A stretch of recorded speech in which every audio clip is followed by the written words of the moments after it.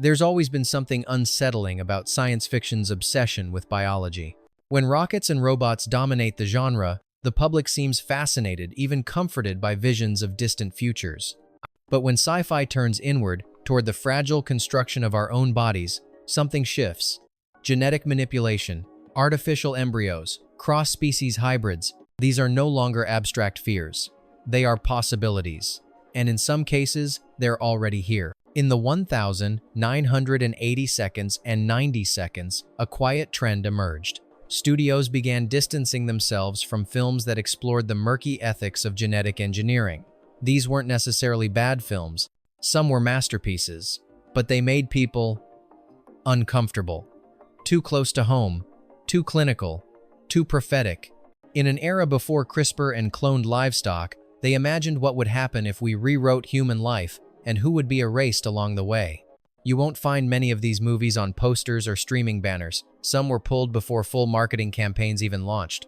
Others were sabotaged by the studios themselves, titles changed, trailers vanished, and promotional material buried under safer blockbusters. Their crime? Being too hard to explain in a world not ready to hear the truth. And now, as science catches up to imagination, we're forced to confront the reality.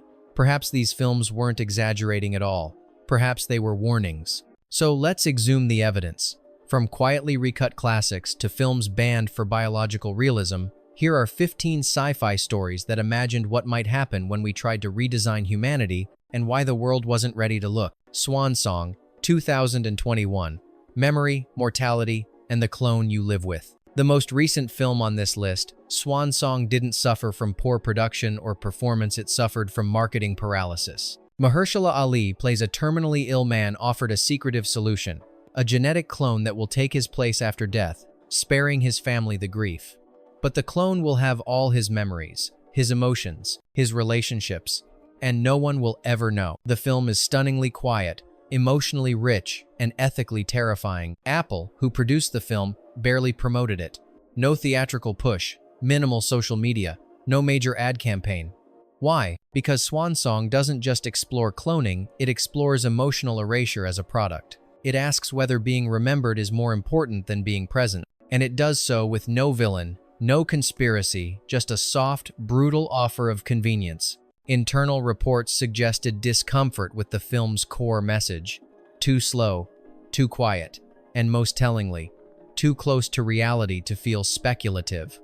The marketing leaned into romance and sacrifice, avoiding the fact that the story revolves around a conscious decision to disappear. In an era obsessed with legacy and identity, Swan Song asked a devastating question.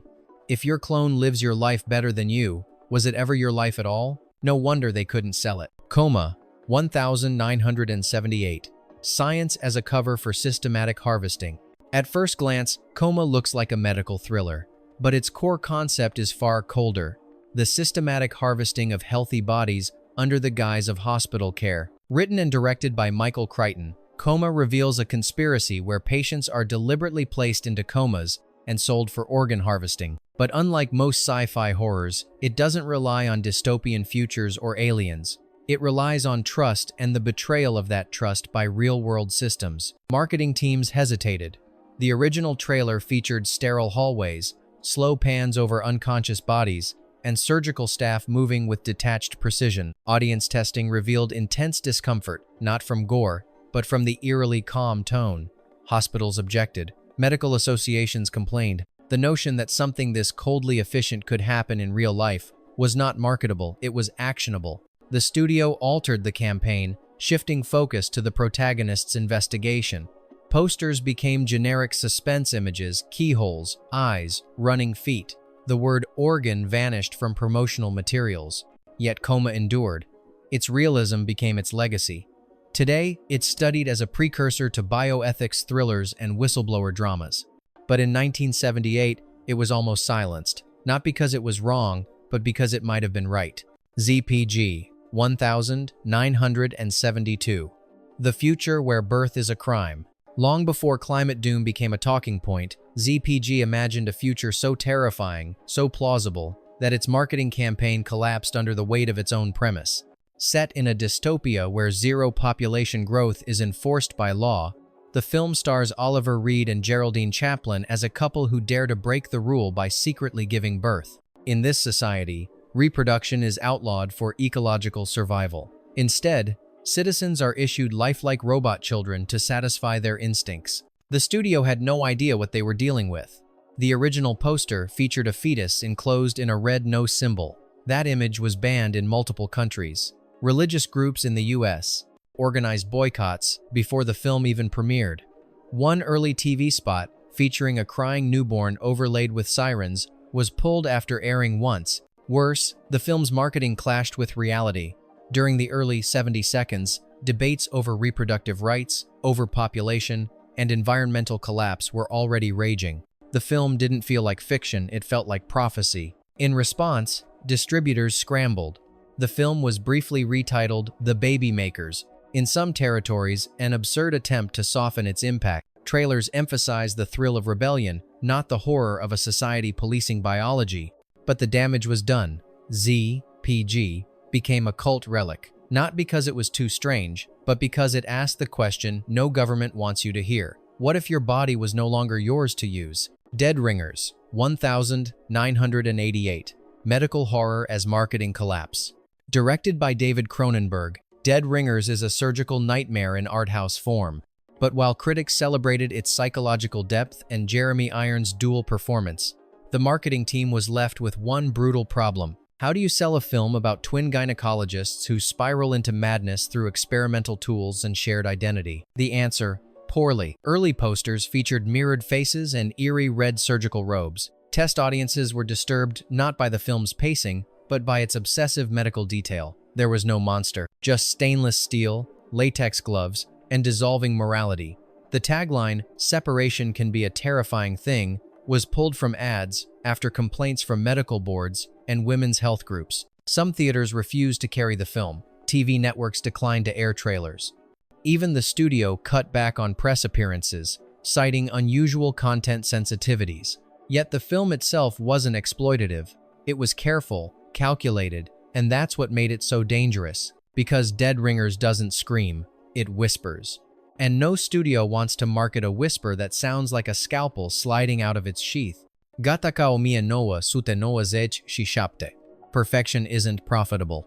Today, Gattaca is revered as a cerebral sci-fi classic. But in 1997, its release was almost sabotaged by marketing teams who had no idea how to sell a future without explosions. Set in a world of genetic discrimination, where DNA determines your fate, Gattaca offered no monsters, no robots, just the cold reality of eugenics repackaged as meritocracy. It was polished, quiet, and suffocatingly plausible, and that made it unmarketable. The original trailers leaned into thriller tropes, heartbeat sound effects, close-ups of eyes, whispers of betrayal, but test audiences found it slow. The word genetics tested poorly. Posters were overhauled. Instead of focusing on DNA and social stratification, they featured Ethan Hawke and Uma Thurman in moody lighting, hoping sex appeal could replace bioethics. One executive reportedly called it too intelligent for mainstream sci-fi. Another suggested the movie should be rescored to feel more dangerous. The result was a campaign that hid the film's entire premise. Box office numbers disappointed, but over time, Gattaca found new life not in theaters, but in classrooms. It's now used in universities to explore ethics, law, and the future of human identity. Ironic, then, that a film about genetic invisibility was once buried by its own marketers. Womb, 2010. Love, Reborn, then rejected. There's a reason Womb was barely marketed, and it has nothing to do with production value. Starring Eva Green, the film is elegantly shot, hauntingly scored, and deeply disturbing. Not because of violence or horror, but because of what it quietly proposes. In Womb, a woman loses her partner in a tragic accident. Overcome with grief, she clones him, then gives birth to his duplicate and raises him as her son. As he grows, the film dances around emotional taboo, never overtly graphic, yet emotionally invasive. The child is both her lost love and her dependent, and the result is a story of romantic grief twisted into biological possession. Marketing this was a nightmare. The original poster featured a stylized fetus shaped like a heart, but test audiences found it misleading and worse, provocative. Taglines like "Love never dies, it regenerates" were dropped after preview screenings sparked controversy. Some festivals removed the film from scheduled programs citing ambiguous themes. Even Eva Green, while promoting the film, gave interviews focusing on the cinematography, not the plot. In several countries, trailers were pulled before broadcast. And though the film was critically praised, its distribution was limited and sporadic. Why? Because Womb dared to ask if love, when enabled by science, becomes possession. And that question has no marketing angle. The Sixth Day, 2000, branded by technology, then disowned. Arnold Schwarzenegger, in a sci-fi thriller about illegal human cloning, sounds like a blockbuster. And The Sixth Day should have been one. But as its release approached, something odd happened. The marketing softened, the science was blurred, and the film faded into a strange gray zone of semi-forgotten genre. Set in a near future where cloning is banned for humans but common for pets and livestock, the film follows a man who comes home to find he's been replaced. What unfolds is a story not just of conspiracy, but of corporate cloning as consumer product, a premise that hit a little too close to real-life bioethics debates already swirling in 2000. Initial posters featured eerie duplications of Schwarzenegger's face, flanked by lab schematics and retinal scan graphics. But just weeks before release, marketing pivoted. Trailers were recut to emphasize action. Posters dropped the scientific imagery, opting for generic blue tones and helicopter explosions. Why the shift? At the time, public fear around cloning had peaked after breakthroughs in sheep and monkey replication. Schools debated ethics. Religious groups issued warnings, and here was a movie suggesting that your replacement could be printed on command. The Sixth Day wasn't disowned for its star or script, but because it articulated an inevitability no one wanted to confront. And rather than lean in, the studio blinked. DNA 1997, the gene that wasn't supposed to work. At first glance, DNA looks like a throwaway B-movie. Jungle adventure, rogue scientist, resurrected predator. But beneath its schlocky surface lies a disturbing detail that marketing teams tried desperately to scrub out. The creature at the center of the film wasn't just ancient. It was engineered from stolen genetic data. Loosely combining elements of Predator and Jurassic Park, DNA follows an American scientist in the Philippines who uses indigenous DNA samples to recreate a mythic being. The studio initially played up the action angle, with trailers showing explosions, monster attacks, and jungle chases. But buried in the film's dialogue and made chillingly clear in early cuts was the implication that this wasn't nature revived. It was colonial biopiracy gone rogue. When a test screening in LA raised questions about ethics, indigenous rights, and real-world parallels to pharmaceutical exploitation, the studio reacted fast. The word DNA was downplayed in all promotional materials. Posters dropped the double helix logo. One version even replaced the title entirely for international markets, retitling it Genetic Warrior. Yet the damage was done.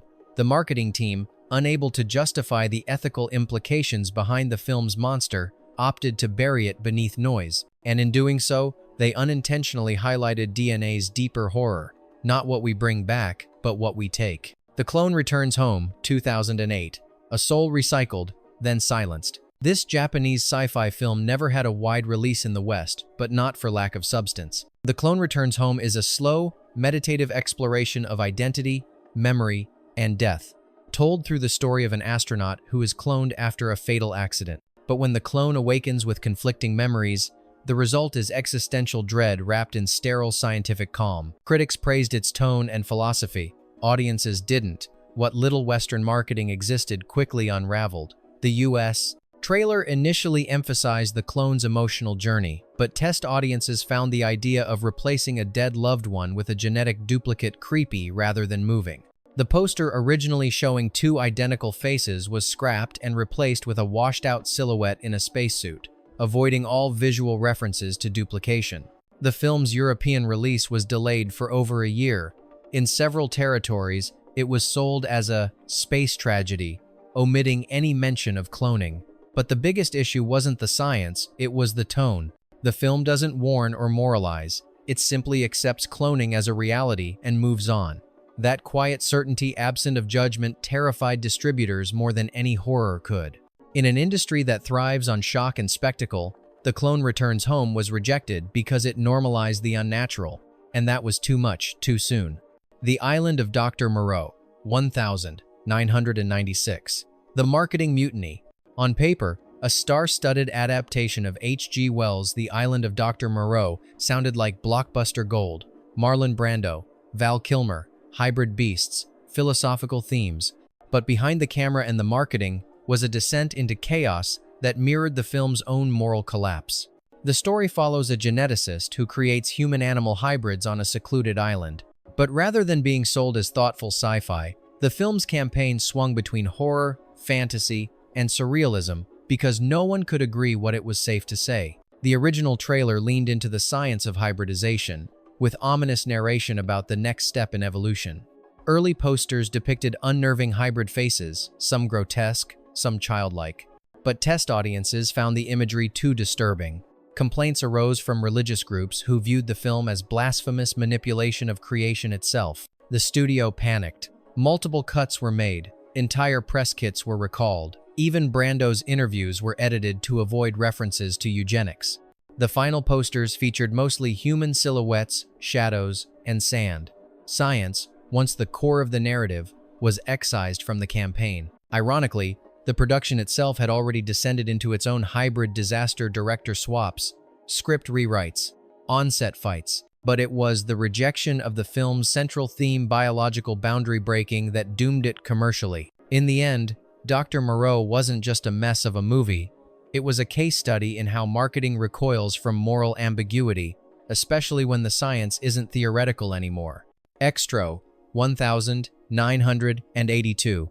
Birth as body horror. Of all the films in this list, Extro may be the most viscerally upsetting, not for what it shows, but for what it redefines. Birth itself as an act of alien horror. This low-budget British sci-fi film begins with a father vanishing into a beam of light, only to return years later, transformed. What follows is a sequence involving forced impregnation, accelerated gestation, and a full-grown man emerging from a woman in reverse birth. The scene was so graphic and so unprecedented that marketing collapsed before it began. The original poster, which featured a fetus-like creature wrapped in slime, was rejected by multiple UK stations. The theatrical trailer was pulled after one screening, where audience members reportedly left in disgust before the halfway mark.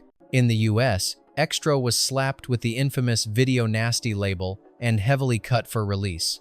But what truly made it a marketing nightmare wasn't the gore, it was the symbolism. It presented human biology as a site of invasion, an irreversible corruption of nature's process. It questioned not just what aliens might do to us, but what they might make us do to ourselves. Studios scrambled to reframe it as lowbrow schlock, but for all its flaws, Extro asked a haunting question: what if our bodies are no longer ours, but just hosts for someone else's experiment? No PR campaign could outrun that implication. Embryo, 1976, the science project that grew teeth. Released during the height of 70-second sci-fi experimentation, Embryo offered a premise so clinical, so surgically detailed, that its marketing team reportedly struggled to find a single image that didn't feel like a bioethics thesis in horror drag. Rock Hudson plays a scientist who accelerates the gestation of a fetus into adulthood using a synthetic hormone, an experiment that quickly spirals into obsession and control. But unlike traditional horror, Embryo presented its ideas with unnerving seriousness. There were no monsters, no gore, just a woman grown in weeks, speaking fluent English, and gradually realizing she was manufactured. The studio initially leaned into the novelty trailers, highlighted time-lapse pregnancy, genetic formulas scribbled on glass, and taglines like, "Can science create the perfect human?" But focus groups, especially women and medical professionals, reacted with alarm. The film wasn't fantasy, it was too procedural, too matter-of-fact. It resembled an instructional video for a technology that didn't yet exist but might soon. In response, the marketing shifted. The final poster emphasized Rock Hudson's face, burying the biological themes under vague promises of danger. TV spots avoided terms like genetic, embryo, or growth acceleration. Despite this, several regional censors flagged the film not for violence, but for biological realism presented as entertainment. Embryo didn't fail because it was bad. It failed because it spoke in the sterile, indifferent language of real science, and that terrified people more than any mutant ever could. Godsend, 2004. When Grief Becomes Genetic Doctrine. At first glance, Godsend looks like another psychological thriller. But behind the quiet poster and muted release was a film the studio tried to keep at arm's length because it touched a nerve no one was ready for: grief-fueled human cloning. Starring Robert De Niro as a shadowy geneticist, Godsend tells the story of parents who lose their child and accept an offer to clone him. But as the boy grows, something changes: memory, behavior, identity. The film doesn't lean into science fiction tropes. It leans into bioethical dread, asking whether the soul survives in a scientifically replicated body. Originally, the studio promoted the film with somber posters showing a child in shadows, implying psychological horror. But early reviews latched onto the cloning theme, sparking outrage from religious groups and bioethics watchdogs. The trailer, once proud of its "from the creators of science itself" tone, was hastily recut to look like a supernatural thriller. Mentions of cloning were replaced with vague phrases like "a second chance" and "the boy who came back." Some regions in Europe refused theatrical release altogether. In the US, ad campaigns were pulled from certain family-oriented channels, and in interviews, De Niro distanced himself from the script's implications, focusing only on the emotional trauma. In a post-Dolly the Sheep world, Godsend wasn't just eerie, it was plausible, and that's what made it unmarketable. Splice, 2009. The hybrid that no studio knew how to sell. Splice was supposed to be a comeback for cerebral sci-fi horror genetic manipulation, ethical collapse, a beautiful abomination. Instead, it became a marketing disaster. Directed by Vincenzo Natali, the film follows two scientists who create a hybrid organism by blending human and animal DNA. What begins as a scientific breakthrough descends into something far more disturbing: a commentary on parenting, control, and crossing ethical lines disguised as progress. Test audiences were split not because the effects were poor, but because the film made them feel complicit. The creature, Dren, evolves from innocent to unsettlingly human. When scenes involving parental intimacy emerged, the studio panicked. Trailers were re-edited to resemble a typical monster flick. Posters abandoned the hybrid human imagery in favor of shadowed claws and sterile labs. TV spots completely removed Dren's voice. The campaign leaned hard into shock, avoiding the deeper question Splice asked: what happens when creation isn't bound by morality? The result? A confused audience, tepid box office returns, and a film that lingered uncomfortably in the background of sci-fi discussions. It was too smart to market as horror, too repulsive to sell as sci-fi drama, and far too close to conversations real-world science had only just begun. Ironically, in a decade where CRISPR headlines were rising, Splice wasn't rejected because it was unrealistic, it was rejected because it wasn't. The Kindred, 1987, a monster made from a mother's will. Long before genetic editing became a lab reality, The Kindred suggested a terrifying possibility: that monstrous evolution could begin not with a mad scientist, but with a grieving parent. Released in 1987, the film centers around a mother's posthumous request to continue her experiments on her own child. The studio planned a typical creature feature campaign, posters with slime, fangs, and maybe a cryptic tagline. But early screeners triggered a different kind of fear. Unease not from the monster, but from its origin story rooted in genetic manipulation and maternal guilt. Marketing execs were quick to pull back. The trailer that hinted at fetal experimentation disappeared from theaters within 2 weeks. TV spots were edited to emphasize generic horror tropes, avoiding any mention of DNA or inherited mutation. Even the poster underwent changes, shifting from a test tube design to a creature clawing through a crib, focusing on shock rather than science. The film itself remained uncut, but The Kindred was never positioned as the thoughtful sci-fi horror it truly was. Instead, it was quietly buried under a wave of slasher marketing, repackaged for an audience that wouldn't ask too many questions. And maybe that was the point, because what The Kindred dared to suggest, that grief, legacy, and biology could converge into monstrosity, wasn't easy to watch in 1987. It's even harder now. Bonus fact: Level 162018. Obedience, purity, and the marketed lie. Before we wrap up, let's talk about a film that was quietly released, quickly buried, and still hasn't received the attention it deserves, precisely because it reveals how marketing can be a smokescreen for something far more chilling. Level 16 is a low-budget Canadian sci-fi thriller set in a sterile boarding school for young girls. They're taught obedience, cleanliness, and perfection. They are never allowed outside. They are not told why. The film's marketing campaign leaned into dystopian aesthetics. Posters showed symmetrical hallways, faceless guards, and scared teenage girls.